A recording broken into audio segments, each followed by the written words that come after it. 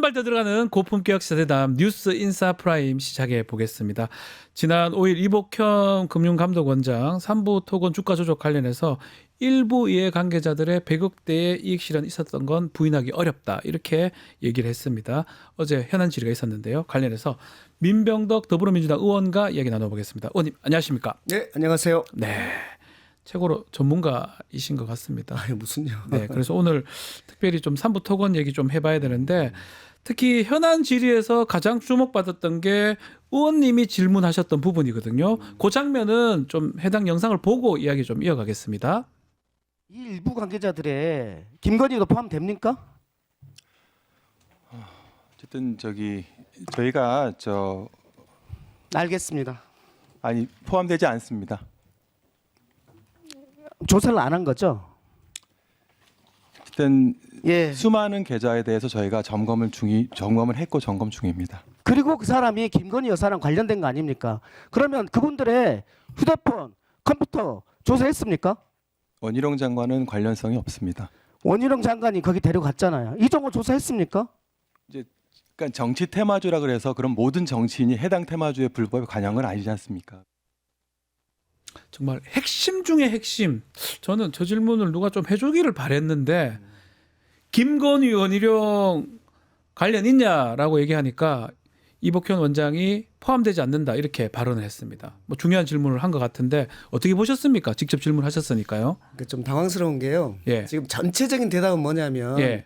지금 계좌를 살펴보고 있고 음흠. 아직 결과가 안 나갔고 자기 6월 달에 네. 임기인데 그때 전까지는 하겠습니다. 네. 라고 있는 거예요, 지금. 그런데 갑자기 보고 있다고 했는데. 어. 예. 근데 아닌 사람들은 분명하다. 아, 김건희 원희룡은 절대 아니다. 이게- 라고 한 건데 예. 제가 말씀드리는 것은 조사 안 했잖아. 조사 안 해놓고 그 사람들은 혐의 없습니다라고 관계 없습니다라고 얘기하는 것은 너희가 이미 가이드란을 예. 해놓고 하는 거 아니냐라는 생각인 거예요. 약간은 조사 진행 중에 누가 나올 수도 있는 거고 원래 조사하는 입장이라면 다 열어놓고 차명도 있을 수도 있고요. 관련 사람도 있을 수도 있는 거 열어놓고 해야 되는데 벌써부터 책임자가 예단하는 거라고 봐야 되지 않습니까? 물론이죠. 근데 이 사건을 그냥 일반적인 주가 조작 사건이 아니잖아요. 그러니까요. 이 사건이 왜 드러났는지가 중요한 건데 우리 전혀 몰랐어요. 근데 3부 내일 체크하고 그것 라고, 때문이잖아요, 사실은. 도이치모터스 이종호 이 사람이 최상병 사건의 임성근을 구명하겠다는 그 단톡방이 있었던 거잖아요. 거기에서 3분의 1 체크하고 근데 3부는 어디지? 이러고 있는 상태에서 예. 그게 5월 14일 날 얘기했고 5월 15일 날 우크라이나 젤렌스카가 한국에 오고 5월 16일 날 김건희 여사하고 대통령이 네. 젤렌스카 여사를 만나고 이렇게 되는 과정들이 있기 때문에 그 3부가 2, 3부 아니야? 네. 이렇게 해서 얘기한 거고 그러니까 김건희 관련성이 있는데 그러니까요. 이런 부분 하나 원희룡이 5월 22일 날 그냥 간 게 아닙니다. 5월 18일 날 국토부 차관이 네. 3부 토건을 면담을 해요. 이런 상태에서 원희룡이 갔어요. 그랬으니 그러면 원희룡 너는 왜 갔어? 국토부 차관은 왜 면담했어? 이런 부분들을 다 봐야 될 거 아니에요. 그러니까요. 너무나 당연한 건데 금융당국의 책임자인 금감원장 이복현 본인도 검사입니다. 본인이 검사고 수사 잘했던 사람입니다. 삼성의 저승사자라고 알려지는 이복현이 비록 다 무죄 받았지만 이제요. 그러니까요. 이 이복현이 이거는 또 못하고 있고 또 윤석열 사단의 꼬마 검사란 또 알려져 있잖아요. 이런 게 이상하다는 건데 어떤 걸 들여다봐야 된다고 의원님께서는 보십니까? 이번 관련해서는. 보세요. 네. 그 거래소에서는 이상거래 심리를 해가지고 이거 이상합니다라고 보냈어요. 네. 그거 뭐냐면 주가가 비정상적으로 움직입니다. 이런 사람들이 사가지고 이렇게 팔았습니다. 그 사이에 허위 정보가 공시가 됐습니다. 네. 허위 정보가 나왔습니다. 우크라이나 재건주라는 이렇게 나왔어요. 이게 뭐 바로 조사 바로 해야 되는 거 아니에요? 예, 그런 거죠. 그러면 그 이유가 뭐지? 왜 이렇게 금액 차이는 이렇게 시세 차익이 이렇게 났는데 그런데 그 이유가 우크라이나 재건주라는 허위 정보가 확 뜬 거잖아요. 네. 이 허위 정보와 관련된 것이 인과관계가 있나? 위법성이 있나? 이걸 살피는 게 핵심이잖아요. 그러려면 당연히 그 위법성과 관련된 김건희, 예. 이종호.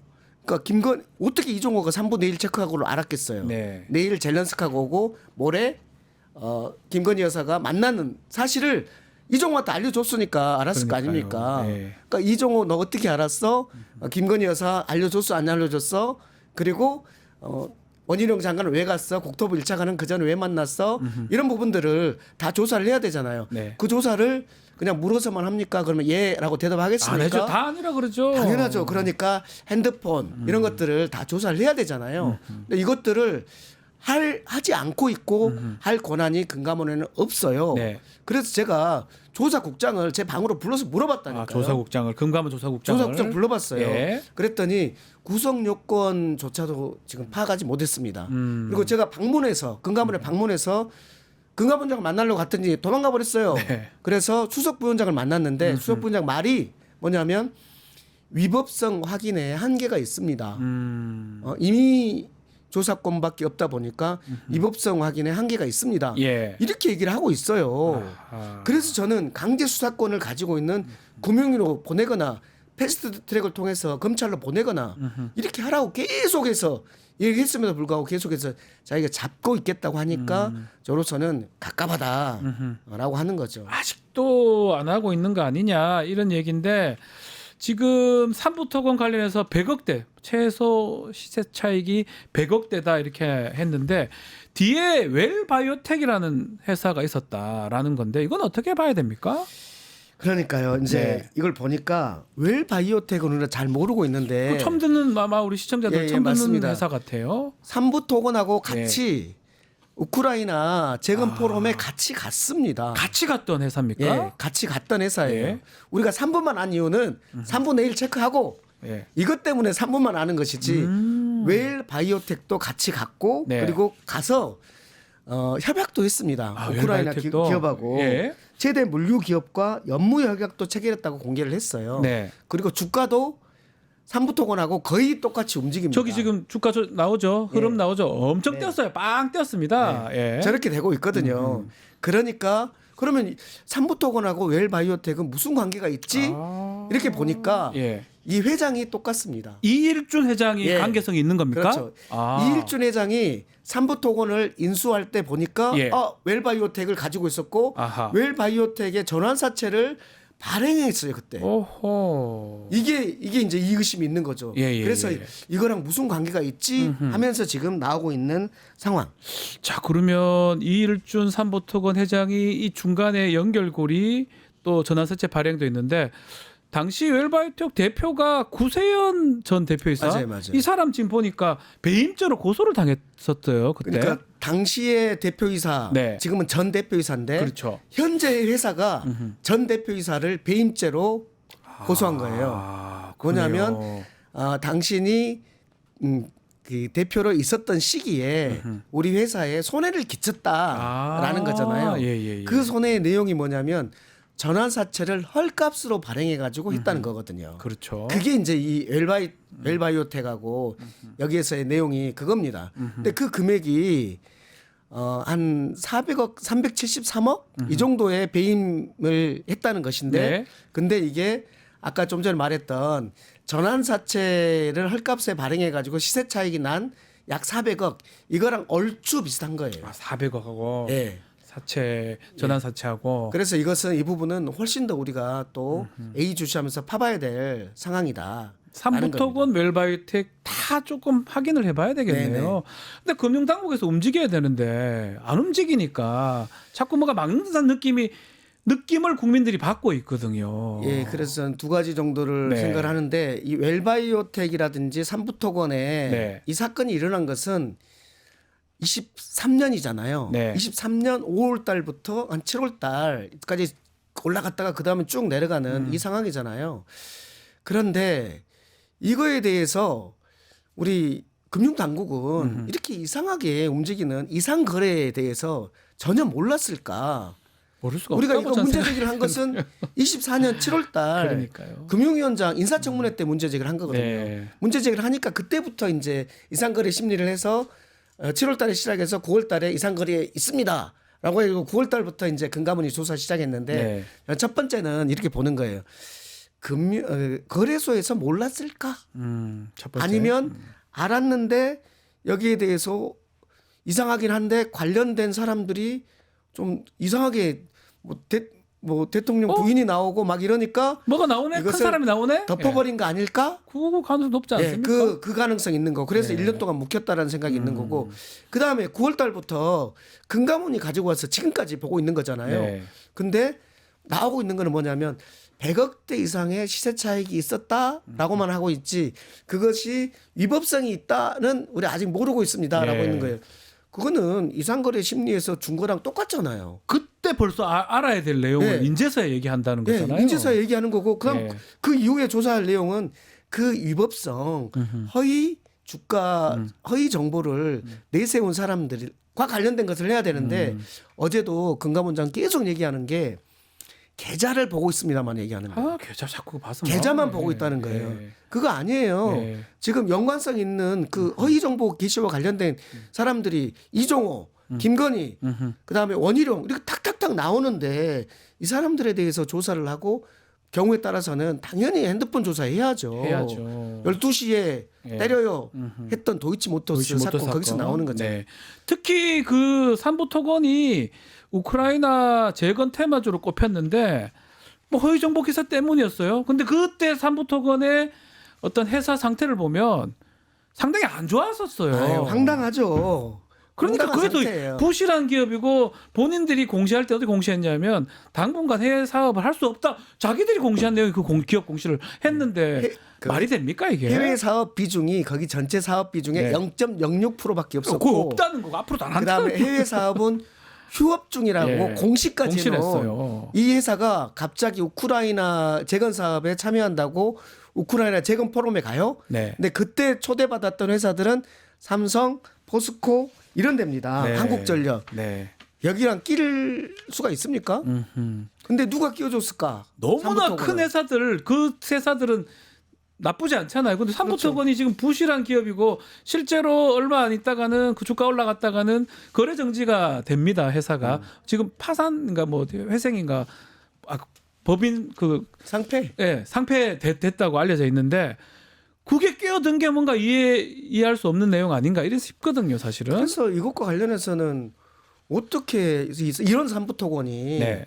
삼성, 포스코, 쌍용, 두산, 한국전력 여기에 끼울 수가 있었나? 누가 끼워줬나? 그 끼워주는 카르텔은 누구였나? 그거라도 확인해야 될 것 같은데요. 예, 이런 거예요. 그거라도 확인해야 돼요. 네. 그래서 그런 게 납득할 수 있게 설명이 돼야 되는데 설명이 사실 안 되고 있고 결국은 도이치모터스 사건과 똑같아요. 그것도 지금 조사만 엄청 하고 있고 내용 결과는 지금 안 나고 다 의문 갖고 있고 의심돼 있는데 김건희가 연루됐다는데 안 나오고 있잖아요. 도이치모터스 사건도 제가 단독을 때렸던 건인데요. 뭐죠? 검찰이 2020년에 도이치모터스 이거 이상합니다라고 이상거래 심리를 거래소에 맡겨요. 예. 거래소에는 2개월 만에 이상합니다. 김건희 계좌 이상합니다.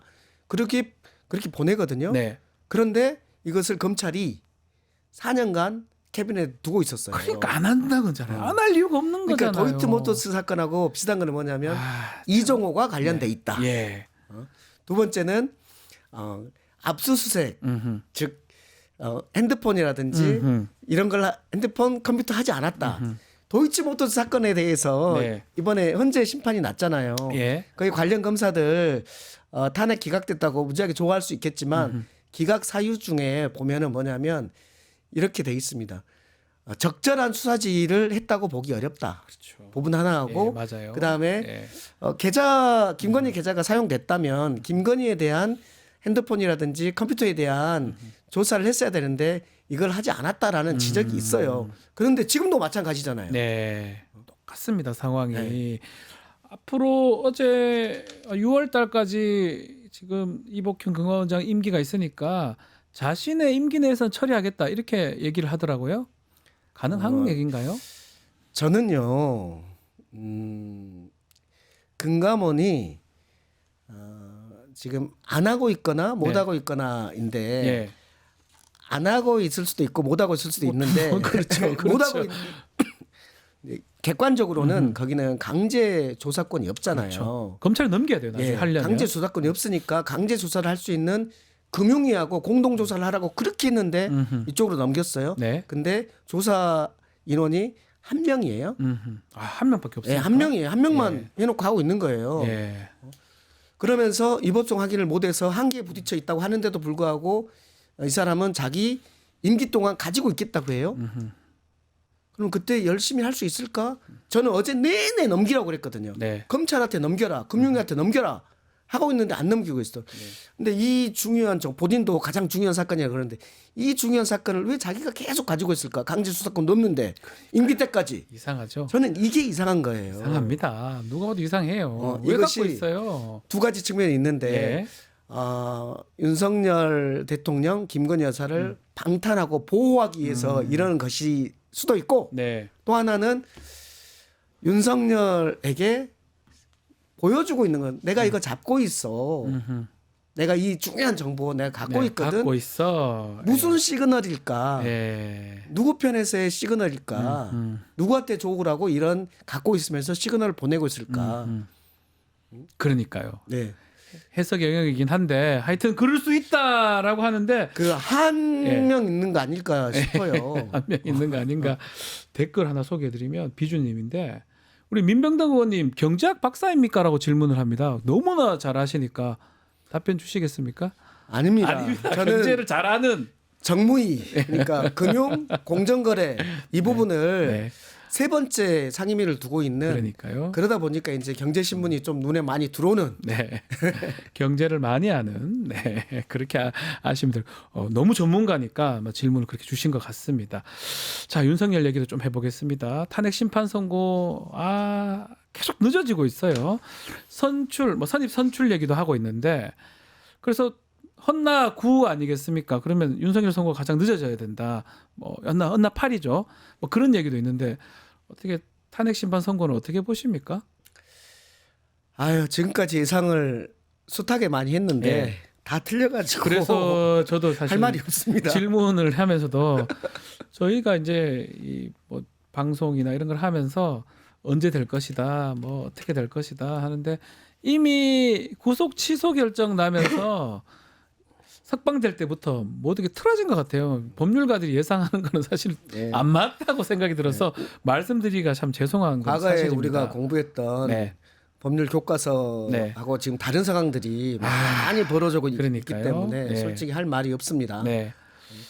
이 부분 관련해서는 이제 박근혜 때 그다음에 우리 노무현 대통령 때 이때에 비해서 많이 늦어지고 있다 네. 부분인데 이런 얘기는 있어요. 박근혜 때 노무현 대통령 때는 한 건을 가지고 하고 있었는데 지금은 아주 여러 건을 가지고 하고 있는 거 아니냐. 그리고 그 여러 건도 세제 감사원장이라든지 검사들이라든지 이거는 다른 쟁점이니까 그렇다 치고 지금 한덕수라든지 법무부 장관 박성재라든지 이런 사람들과 관련해서는 같은 쟁점이다 보니까 하나를 선고하고 그 쟁점으로 하나를 쫙 일관되게 해야 되기 때문에 그래서 길어지는 거 아니겠나라는 부분하고 또 이제 저쪽에서 계속해서 각하 얘기를 하고 있는 거잖아요. 네. 헌재에서 각하해야 된다. 내란죄를 뺐다라는 것 때문에 우리 법률가들 입장에서 말도 안 되는데 그렇죠. 이제 각하 얘기를 하니까 각하 사유와 관련해서 일일이 답을 다 적고 있는 거 아닌가. 이런 측면 때문에 좀 늦어지고 있는 거 아닌가라는 좀 생각입니다. 예측해 주십시오. 오늘 기일 고지가 되고 선고기일 21일 금요일 잡힐 수 있겠습니까? 예, 저는 또 이제 비공식적인 루트로는 오늘 발표가 되고 21일이다. 이런 얘기도 있습니다만은 네. 또 비공식적이라는 말씀을 네, 비공식적이다. 드릴 수밖에 없습니다. 관례대로라면 오늘 하고 금요일 수 있는데요. 네. 네. 그렇습니다. 의원님. 네. 그러면서 이제 한덕수를 같이 하거나 한덕수를 그 직후에 하거나 이런 방식으로 하는 것이 있지 않겠나라는 생각이 들고 저는 한덕수 관련해서는 많은 분들이 기각되는 거 아니냐라고 예상을 하지만 네. 저는 기각되면 이건 헌재의 존재 가치가 없어지는 자기 모순적인 기각 판결일 거라고 생각해요. 예. 재판관 임명하지 않는 재판관을 임명하지 않는 것이 위헌이라고 했어요. 네. 마은혁 재판관을 국회에서 선출해서 보낸 사람을 임명하지 않은 것은 위헌이라고 했어요.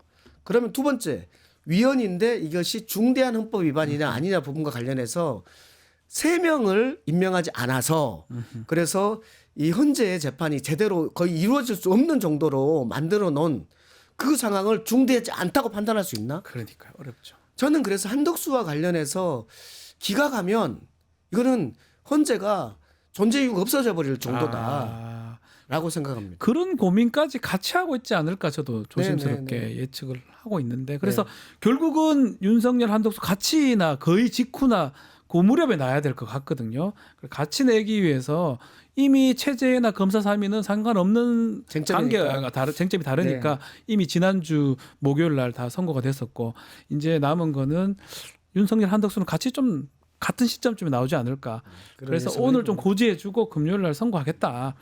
감히 이렇게 예상해 봅니다. 이렇게 좀 해주면 바라는 것도 왜냐하면 이제 저도 뭐 법률을 하고 그럼 저희도 경험이나 저희 아는 지식에 의해서 이렇게 얘기를 하는데 이상한 일이 계속 일어나니까 감히 예측을 못 해드리겠어요. 틀리기도 하고 자꾸. 네, 구속일자 일로 정상해 왔는데 네, 처음 봤습니다. 예, 처음 봤습니다. 그다음 체포적부심을 빼버린다는 것을 상상도 처음 못했어요. 봤습니다. 예. 우리가 이런 거잖아요. 체포한 다음에 구속영장 청구는 48시간 내에 해야 된다. 그렇죠. 얼마나 근거억조처럼 들어온 얘기입니까? 근데 그 사이에 체포적부심을 해. 근데 그 체포적부심 시간을 안 뺀다? 네. 그러면은 체포적부심 다 신청하지. 다 하면 그 시간 동안은 다 줄어듭니다. 구속 기간이 10일에서 그 전급 다 줄어들어요. 지금 이 판결대로라면 이 말도 안 되는 결정대로라면 상황이에요. 말이 안 되죠. 아이고 또 한숨이 나오는데 자 문제는 탄핵 심판이 선고된 이유도 또 문제가 될 수 있어요. 윤석열이 뭐 국민의힘은 승복 메시지를 낸다고 하지만 윤석열이 내지 않습니다.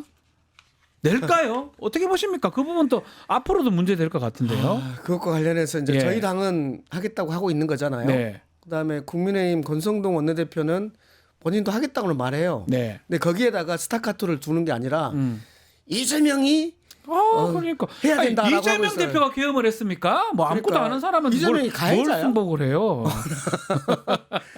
핵심은 이 얘기를 해야죠. 윤석열 대통령도 그러니까요. 이거에 승복해야 된다라고 네. 권성동 입으로 얘기해야지. 네. 그래야지 내란당이 아니죠. 근데 그 얘기는 안 해. 네. 그런데 문제는 윤석열이 할 것인가 관련해서 저도 궁금하거든요. 근데 저는 안 할 거라고 봤어요. 그런데 딱 맞게 대통령실에서 승복 의사표명을 안 하겠다고 발표를 했어요. 안 하겠다고 예. 발표했어요. 안 하겠다고. 헌재 재판 결과를 승복하지 않겠다라고 벌써 의사표명을 했어요. 이 얘기는 헌법 수용 의지가 없음을 표명한 거예요. 네, 맞아요. 이자들이 헌재에서 좋은 판결을 받고 싶은 생각이 없는 거예요. 아마도 그런 것 같아요.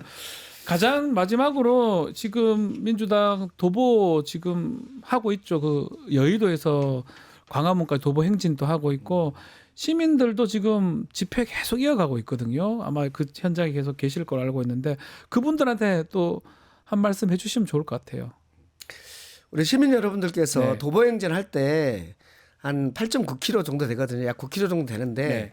다가 어려우면 중간중간으로도 참여를 해주세요. 그게요.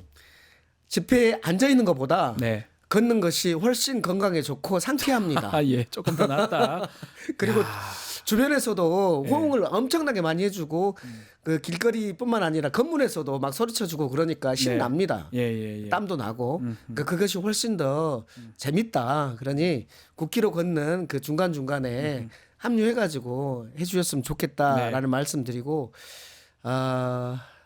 웬만하면 단식 오직하면 하겠습니까마는 단식 하시는 우리 민영배 의원님이라든지 지금 병원에 좀 간 걸로 민영배 의원. 네네 그죠? 안타깝습니다. 또 지병이 좀 있으신데 제가 알기로도 그런데요. 그렇게 하셔가지고 참 근데 제 같은 민씨 집안 우리 고향 집안 저는 조카로서 민모 의원이 했다 해서 혹시나 저 민병덕 의원님께서 하는지 깜짝 놀랐어요. 개인적으로 놀랐었습니다. 저는 을지로 위원장이어서 예, 그죠. 지금 할 일이 너무 많습니다. 네. 알겠습니다. 빨리 좀 뭐 이거 해결되려면 사실은 이번 주에 선고가 나야 됩니다. 네. 나야 되는 네, 네. 그 말씀을 마무리하면서 오늘 말씀 여기까지 듣겠습니다. 민병덕 의원님 감사합니다. 네, 고생하셨습니다. 유튜브 구독하고 실시간 채팅과 댓글을 남기시면 매일매일 7,000TTCO를 드립니다. 참여 방법은 통통물 어플을 다운로드하고 회원가입과 로그인을 해주세요. 마이페이지에서 나의 회원 고유 번호를 복사해주세요. 유튜브 구독 후 실시간 채팅이나 댓글창에 고유 번호를 한 번만 입력하면 준비 끝! 지금 유튜브 채팅과 댓글 쓰기 참여하고 7,000TTCO 받아가세요.